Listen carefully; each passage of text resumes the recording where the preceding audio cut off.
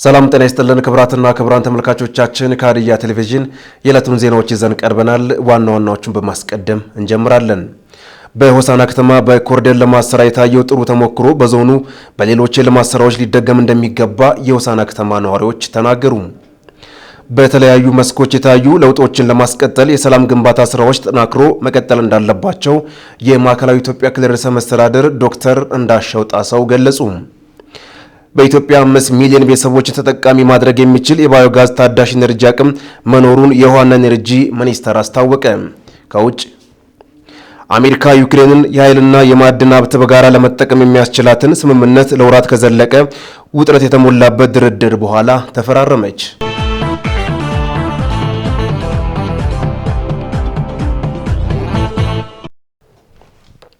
በዝርዝር ወደምናያቸው ዜናዎች አልፈናል። ዜናዎቹን በመምራት አክሊሉ አማረ አብራችሁ ቆያለሁ።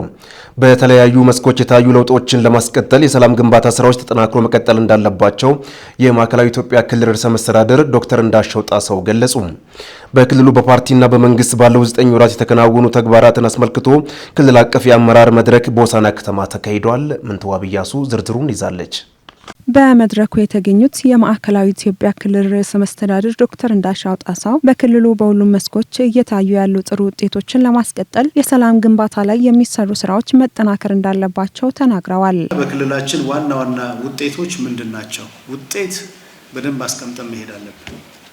ለምሳሌ ከሰላምና ጸጥታ አንጻር አንድ ውጤታችን ስራ የሚያሰራ ኢንቫይሮንመንት አለ ፈጥረናል። እንቅስቃሴን የማይገድብ ነፃ ዝውውር መኖር፣ ከተደራጀ የጸጥታ ኃይል የሚገዳደር ነገር ያለ መኖር፣ ከኛ ኃይል በላይ ያለ መሆን። አንዳንድ ቦታ እንደ አበሽጌ እንደ ሶዶ አካባቢ ያጋጠመን ነገር አለ፣ ከኛ በላይ አይደለም። በግብርና እየታዩ ያሉ ውጤቶችን ለማስቀጠል የግብዓት አቅርቦትን አጠናክሮ ማስቀጠል፣ በትምህርት የአመራር ሪፎርም፣ የመምህራን ክህሎት ማዳበርና የትምህርት ግብዓት ማሟላት ስራ ጥሩ መሆኑንና የተቀዛቀዘው የጤና አገልግሎት በጥሩ ሁኔታ ማንሰራራት እየታየ መምጣቱን ገልጸዋል። ከግብርና አንጻር የተለያዩ ወቅቶችን አቅዶ መጠቀም፣ ተጨማሪ ወቅቶችንም እንዳያልፉ ማድረግ። ለምሳሌ ቅድመ በልግ፣ ጸደይ የመሳሰሉትን እንደ 4ኛና እንደ 5ኛ ጨምሮ መሄድ፣ በአጭር ጊዜ የሚደርሱ ሰብሎችን ማድረግ። ለምሳሌ ሽምብራ በብዙ ውጤት ተገኝቶበታል አንዳንድ አካባቢ። ይሄ ወቅቶች እንዳያልፉ የምናውቃቸው ወቅቶች እንዳያልፉ ሌላ አዳዲስ ወቅቶች ደግሞ እነሱን ደግሞ ኢፌክቲቭሊ መጠቀም መቻል ጥሩ ነው። አንዱ የግብርና የሚፈለገው ይሄ ነው። ሁለተኛው ማዳበሪያን ስርዓት ማስያዝ። ማዳበሪያ ስርዓት ማስያዝ እዚህ ደረጃ ላይ ደርሰናል። ልቆንስ እዚህ የምናነሳው ወይም በኋላ በችግር ላይ ማነሳ ይሆናል። ማዳበሪያን ስርዓት ማስያዝ እንደ ጥሩ እንወስዳለን። ምርታማነትን ለማሻሻል እየተሰሩ ያሉ ስራዎች ጥሩ ናቸው። የተለያዩ ደንቦችን ተጠቅሞ መሰብሰብም ጥሩ ነው። ትምህርት ላይ የተማሪዎች ውጤት እና ስነግባር ለማሻሻል በ3 አካላት ላይ የተሰራው ስራ ጥሩ ነው። አንደኛው በትምህርት አመራሮች ላይ የተሰራ ስራ ወደ ኋላ እንዳይመለስ መከታተል አለብን። ሁለተኛው በመምህራን ላይ የተሰራ ስራ ስልጠናውን ጨምሮ የተሰሩ ስራዎች አሉ። ወደ ኋላ እንዳይመለስ ክትትል ያስፈልጋል። ሶስተኛ ግብዓት ለማሟላት የተደረገ ጥረት። ለህብረተሰቡ የመድኃኒት አቅርቦት ጉዳዩ ከሚመለከታቸው አካላት ጋር በመቀናጀት መሰራት እንዳለበትና አዳዲስ ፕሮጀክቶችን ማስጀመር እንዳለበትም ጠቁመዋል። በክልሉ የተጀመሩ 165 ኪሎ ሜትር የኮሪደር ልማት ስራ በተጀመረባቸው ከተሞች በትኩረት መቀጠል እንዳለበት አሳስበዋል። በክልሉ በሁሉም ስራዎች መነቃቃት መኖሩን አንስተው አደረጃጀቶችን፣ የህዝብ ለህዝብ ግንኙነትን ማጠናከር፣ ብልሹ አሰራሮችን መከላከል፣ አገልግሎት አሰጣጥን ለማሻሻል በሀገር አቀፍ ደረጃ የተጀመረውን የአንድ ማዕከል የመሶብ አገልግሎት እንዲጀመር አቅጣጫ አስቀምጠዋል። ሁሉም ስራዎች መነቃቃትና መረባረብ ይታያል። በሁሉም ስራዎች ከመፋዘዝ ወጥተናል። ሁሉም ሰው እንቅስቃሴ ውስጥ ነው ያለው። አንደኛው አደረጃጀት ማጠናከር ነው። በፍጥነት ነው ማነሳቸው። አደረጃጀት የፓርቲም የህዝብ ክንፍም የመንግስትም ማጠናከር። በዚህ አመት ስራው መጨረሳል። በዚህ 2 ወር አጠናክረን በተሟላ አቅም አድርገን መጨረስ አለብን። የህዝብ ለህዝብ ግንኙነትን ማጠናከር የውስጡ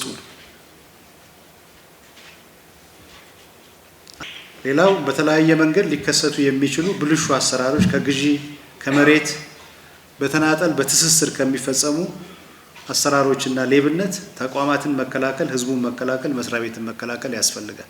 የማዕከላዊ ኢትዮጵያ ክልል መንግስት ዋና ተጠሪና የብልጽግና ፓርቲ ቅርንጫፍ ጽህፈት ቤት ኃላፊ ዶክተር ዲላሞ ኦቶሬ በ2017 ዓ.ም እቅድ ዝግጅት ወቅት ሲጀመር የበለጸገ ህብረተሰብን ለመገንባት ታቅዶ የተጀመረ እቅድ እውን ሊሆን እንደሚችል የታየበት መሆኑን አንስተዋል። እቅዱ የተለጠጠ እቅድ ነው። በሁሉም ፓራሜትር የተለጠጠ እቅድ ነው። በማዕከላዊ ኢትዮጵያ ክልል ላይ አንጻራዊ የሆነ ሰላማዊ ክልል ነው። አንጻራዊ በሆነ መልኩ ስቴብል የሆነ ክልል ነው። አንጻራዊ በሆነ በቴክኖሎጂ ቅርብ ክልል ነው።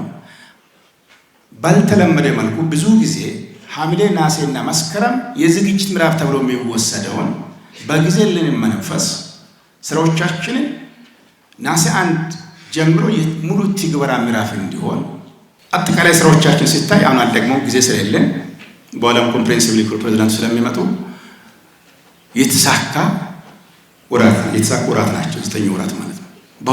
በሁሉም መመዘኛ ማለት ነው። በሁሉም መመዘኛ ይሄን የምናነሳበት ሰው ሪኮግናይዝ ሲደረግ ለለፋበት፣ ለደከመበት፣ ለወደቀበት፣ ለተነሳበት እውቅና ሲሰጥ የበለጠ እንዲሰራ ያነሳሳል። ተስፋ አለ ይላካ ቢሰራ ከዚህ በላይ መሄድ ይችላል የሚል እንድምታ እንዲኖረው በ9 ወራት የታዩ ውጤቶችን ለማስቀጠል በቀጣይ ላይ አመራሩ የአስተሳሰብና የመንፈስ አንድነትን በማጠናከር የክልሉን ሁለንተናዊ እድገት ለማረጋገጥ በትጋት መስራት እንዳለበትም በአጽንኦት ተናግረዋል። በተጀመረው የተቋም ግንባታ ላይ ጉድለቶች መኖሩን ተናግረው ሁሉም መዋቅሮች በልዩ ትኩረት መስራት እንዳለባቸው አሳስበዋል። የክልሉ ምክትል ርዕሰ መስተዳደርና የማህበራዊ ክላስተር አስተባባሪና የትምህርት ቢሮ ኃላፊ አቶ አንተነ ፈቃዱ በምክትል ርዕሰ መስተዳደር ማዕረግ የኢኮኖሚ ክላስተር አስተባባሪና ግብርና ቢሮ ኃላፊ አቶ ኡስማን ስሩር በምክትል ርዕሰ መስተዳድር ማዕረግ የኢኮኖሚ ክላስተር አስተባባሪና የመሰረተ ልማት ቢሮ ኃላፊ አቶ ስንታየው ወልደ ሚካኤል በበኩላቸው በክልሉ በግብርና፣ በጤና፣ በትምህርት እንዲሁም ህዝቡን ከተረጂነት ለማውጣት የተሰሩ ጠንካራ ጎኖችን ማስቀጠል እንዳለበትና በቀሪው ጊዜያት ጉድለቶችን ለማሟላት በትኩረት መስራት እንደሚገባ ተናግረዋል። በቀረበው ሪፖርት ላይ በሁሉም መስኮች በክልሉ ህብረተሰቡን ከተረጂነት ለማላቀቅ የፓርቲና የመንግስት ስራዎች ልዩ ትኩረት ተሰጥቶ መሰራቱን ተመላክቷል። የመድረኩ ተሳታፊዎች በሰጡት አስተያየት በክልሉ በ9 ወራት በሁሉም መስኮች ላይ የተሰሩ ስራዎች አበረታችና ለቀጣይ ስራ የሚያነሳሳ መሆኑን ተናግረዋል። ሰላምና ጸጥታን ከማስፈን ረገድ የተደረገው ጥረት የሚበረታታ መሆኑንና ይህም የታየውን እቅድ ከግብ እንዲደርስ ማገዙን ገልጸው አንዳንድ አካባቢዎች ላይ አሁንም የሚታዩ የሰላምና የመረጋጋት ችግሮች ትኩረት የሚሹ እንደሆነም አንስተዋል። ዘገባው የባልደረባችን ፊታሞ ደስታ ነው። በሆሳና ከተማ በኮሪደር ልማት ስራ የታየው ጥሩ ተሞክሮ በዞኑ በሌሎች የልማት ስራዎች ሊደገም እንደሚገባ የሆሳና ከተማ ነዋሪዎች ተናገሩ። ለምለም ዩኤል ዝርዝሩ እንደሚከተለው ታቀርባለች። የሆሳና ከተማን ውብና ጽዱ ለማድረግ የተለያዩ የልማት ስራዎች እየተሰሩ መሆኑ ይታወቃል። በዚህ ጉዳይ በሆሳና ከተማ እየለማ ባለው የኮሪደር ልማት ዙሪያ ያነጋገርናቸው የከተማው ነዋሪዎች እንደገለጹት በከተማው እየተሰራ ያሉ የኮሪደር ልማት ስራዎች ለትውልድ ጠቃሚ መሆኑንና በፍጥነት የተሰራ መሆኑ አስደሳች ነው ብለዋል። ቀድሞ ከነበረው ይልቅ አሁን እየተደረገ ያለው የኮሪደር ልማት በጣም ደስ የሚያሰኝ፣ ሁለተኛ ደግሞ እግረኞች የሚሄዱበት መንገድ ራሱ የተስተካከለ፣ የተተከሉ ደግሞ ችግኞች ደግሞ ከተማውን የሚያስውቡ ሆኖ ታይተዋል። በጣም ደስ የሚያሰኝ ነው። ይህ ደግሞ ለሚቀጥለው ትውልድ ትሩፋት የሚሆን ስራ ነው እየተሰራ ያለው። ከተማው ውስጥ በአጠቃላይ የኮሪደር ልማቱ በጣም ያምራል። እኔ እንደውም ማታ ላይ ብትቀርጹኝ ደስ ይላል። ይሄ አካባቢ በጣም ማታ ለየት ብሎ እንደውም በጣም ያምራል። ስለዚህ እኔ በጣም ደስተኛ ነኝ። እውነት በጣም ደስተኛ ነኝ። መጀመሪያ እንዲህ የሚሰራ ሁሉ አይመስለኝም። ምክንያቱም ተጀምሮ ብዙ ጊዜ እዚህ ከተማ ስለሚቆም እናደድ ነበረ። ምክንያቱም የ30 መንገዶች ነበሩ። አሁን ግን ተፋጥነው እየተሰሩ በዛ እየተሰራ ይሄ የሚሰራ አይመስለኝም ነገር። ብልጽግና ፓርቲ ከመጣ ወዲህ የተሻለ እዛ ሆሳና ብቻ ሳይሆን አልፎ ተርፎ እስከ ወረዳም ደረጃ ወርዶ በክልሎች ደረጃ ወርዶ ከተማዎችን እንደ ከተማ ስታንዳርድ ላይ ራሱን የበቃ ከተማን ለማስመሰል የተካሄደውና የተወሰደው እርምጃ በጣም ይበል የሚያስብል ነው። በጣም የሚደገፍና የሚወደድ ነው። ስለዚህ አሪፍ ነው፣ ጥሩ ነው ልል እፈልጋለሁ። ከ5 ዓመት ወዲህ ከተማው በጣም የፈጠነ እድገትና የፈጠነ የከተማ ልማት በከተማው ላይ ተስፋፍቶ ይገኛል። ህዝቡም ደግሞ የራሱ ከተማ በመሆኑ ከተማውን ደግሞ በማስዋብና የመንገድ ኮሪደር ልማቶችን በመስራት ፈቃደኛ በመሆን መዋጮ በማውጣት በማዋጣት በጣም ከፍተኛ ተጋድሎ እያደረጉ አሉና ከተማው በጣም እየገሰገሰ ነው።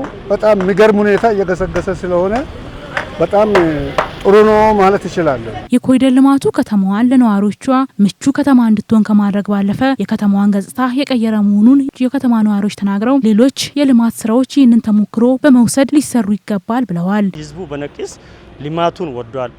ልማቱ ደግሞ ውጤታማነቱ በተግባር እየታየበት ያለበት አለ። ኮሪደር ልማቱ በዛ ባሻገር ደግሞ ይሄ ኮሪደር ልማት ብቻ ለእግረኛም ለከተማ ውበትም አልፎ ተርፎ ለብዙ ወጣት ስራ አጦችን ተጠቃሚ አድርገዋል። አጠቃላይ ሂደቱ በጣም ለቀጣይ ትውልድ ጥሩ አሻራ አሳልፎ የሚሄድ ሂደት እየተካሄደ ስለሆነ በጣም ጥሩ ነገር አለ። ከወደፊት ጥሩ ነገር ጥሩ እይታዎች አሉ።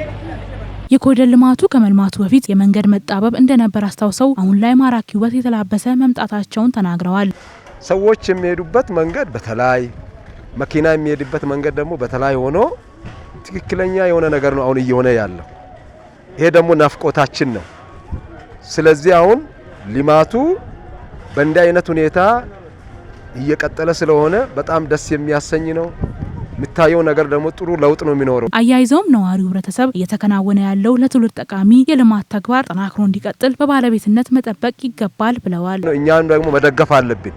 ህብረተሰቡም፣ መንግስት ሰራተኛውም፣ የከተማ ነዋሪውም ለዚህ ልማት በሚያስፈልገው በጉልበትም ይሁን በፋይናንስም ይሁን መደገፍ አለበት ነው የሚለው ይለኝ። ህብረተሰቡ ደግሞ እችን ከተማ ማስዋብና ከሌሎች ከተማ ይበልጥ ደግሞ ጽዱ አድርጎ እንዲያቆዩ መልእክቴን አስተላልፋለሁ።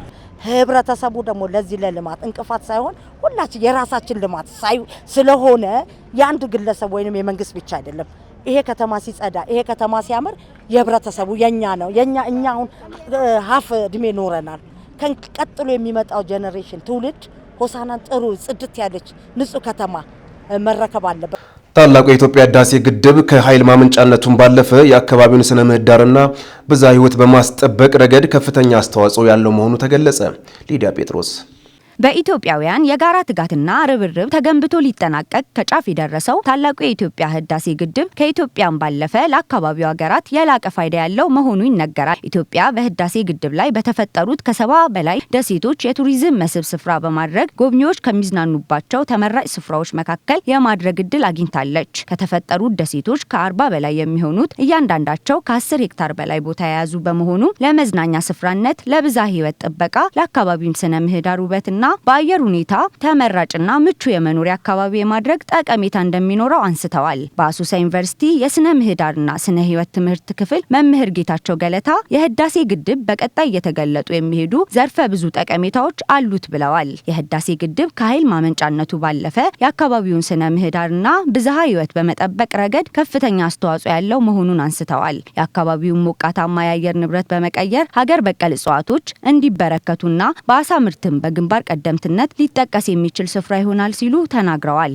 ኢኮሎጂካል ጂኦግራፊው ይቀየራል። ምህዳሩ በተፈጥሮ የተራቆተ ኢንቫይሮንመንት በውሃ በሚተኛበት መብቀል ይጀምራል። እነዛ ሲበቅሉ ደግሞ በተፈጥሯቸው አዳፕት ማድረግ አቅቷቸው ይጠፉ የነበሩ የእጽዋት ዘሮች ስፔሻሊ እነዚህ ኢንዲጂነስ ናውሌጅ ተደምሮባቸው ሜዲካል ቫልዩ ያላቸው ተፈጥሯዊ እጽዋት ጭምር እንዲበቅሉ ነው የሚያደርገውና ትልቁን የምህዳር ለውጥ ያመጣል።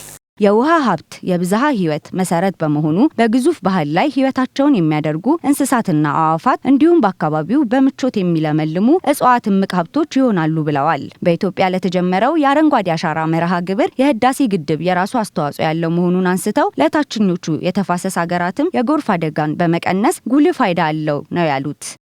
ስነ ምህዳሩ በሙሉ ይቀየራል ስንል በረሃ የነበረው ኢንቫይሮንመንት በእጽዋት ሲሸፈን ሶስት ነገሮችን ስቦ ይመጣል። አንደኛው የእጽዋቱ መኖር እዛ ጋር አዋፍቶች የውሃ ውስጥ ህይወት ያላቸው ኤዘር ቨርተብሬት ኢንቨርተብሬት ሌሎች ፍጥረታት፣ ሌላው ደግሞ ከሱ ጋር ተያይዞ ደግሞ የሰው ልጅ ፍላጎት መጨመርና እዛም ጋር ደግሞ የማናቃቸው እጽዋትና እንስሳቶችም እየተፈጠሩ የምርምር ቦታ ጭምር ይሆናል።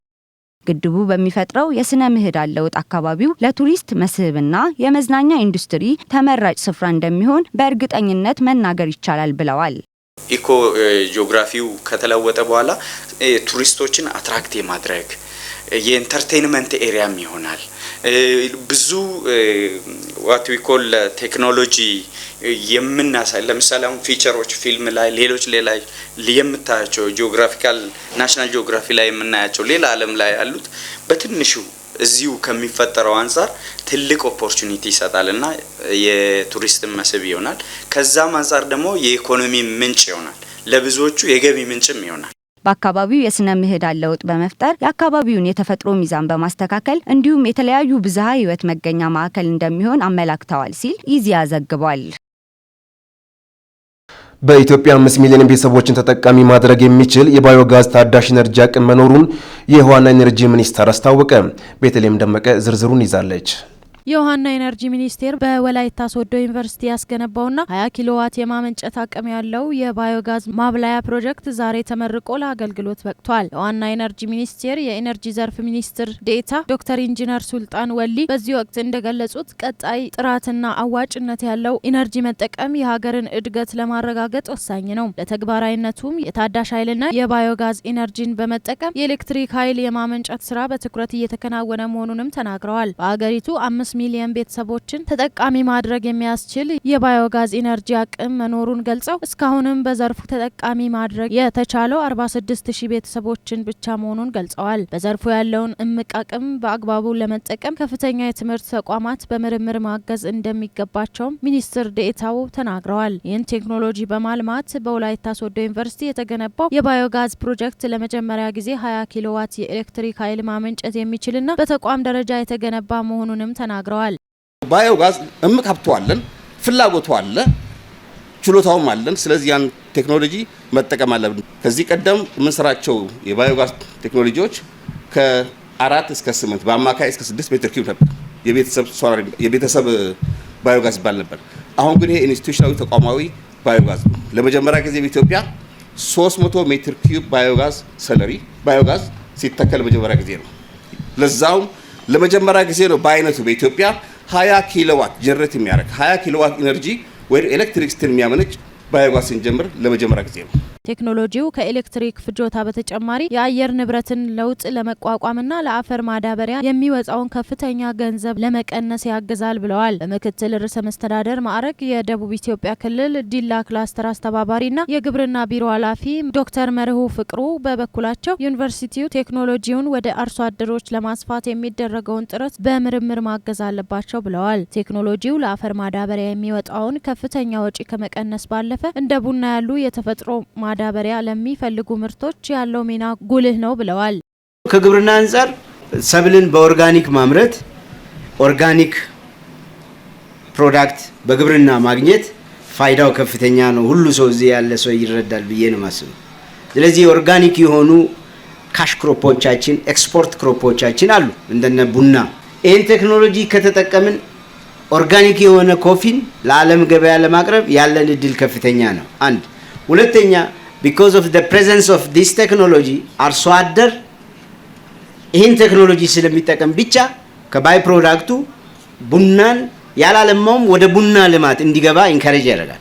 አገራዊ ለውጡን ተከትሎ የአካባቢን ጸጋ ያገናዘበ የኃይል አማራጭ የመጠቀም አቅም እያደገ መሆኑን የገለጹት ደግሞ የክልሉ ውሃ ማዕድንና ኢነርጂ ቢሮ ኃላፊ ኢንጂነር አክሊሉ አዳኝ ናቸው። በክልሉ አርብቶ አደር አካባቢ የፀሐይ ኃይል ለማስፋፋት የተጀመሩ ስራዎች ህብረተሰቡን ተጠቃሚ እያደረጉ መሆኑን ገልጸው በባዮጋዝ የተጀመረው ስራ የኃይል አቅርቦቱን ያሳድጋል ብለዋል። የወላይታ ሶዶ ዩኒቨርሲቲ የአስተዳደርና ልማት ምክትል ፕሬዚዳንት ዶክተር ተክሌ ሌዛ በበኩላቸው የባዮጋዝ ፕሮጀክቱ ለተቋሙ የመማር ማስተማርና የምርምር ስራዎች አጋዥ መሆኑን ተናግረዋል። እንደ ኢዜአ ዘገባ በተለይም የቴክኖሎጂ ሽግግር በማድረግ የዩኒቨርሲቲው የተለያዩ የኤሌክትሪክ ፍጆታዎች የሚሸፍንና በተረፈ ምርቱም የተፈጥሮ ማዳበሪያን በማምረት ለግብርና ልማት ስራ ለማዋል እንደሚያግዝም አስረድተዋል። ይህ ቴክኖሎጂ ግንባታ ከፍተኛ የኢኮኖሚ ጠቀሜታ ያለው በዋናነት ያው ኢኖቬሽን የምንለው አካባቢውን የሚያቆሽሹ የተለያዩ ተረፈ ምርቶች አሉ። እበቶች ከዌስት መልክ የሚወጡ እበት አለ። ብዙ ባዮማሶች አሉ። የተማሪዎች መመገብና ማብሰያ ምጣዶችን፣ ላይብራሪ ኤሌክትሪክን በማመንጨት አገልግሎት ጥቅም ላይ ሲውል ሁላችንም አይተናል። ይሄ በጣም ትልቅ ቴክኖሎጂ ነውና ይሄን በማግኘታችን በጣም ደስ ብሎናል።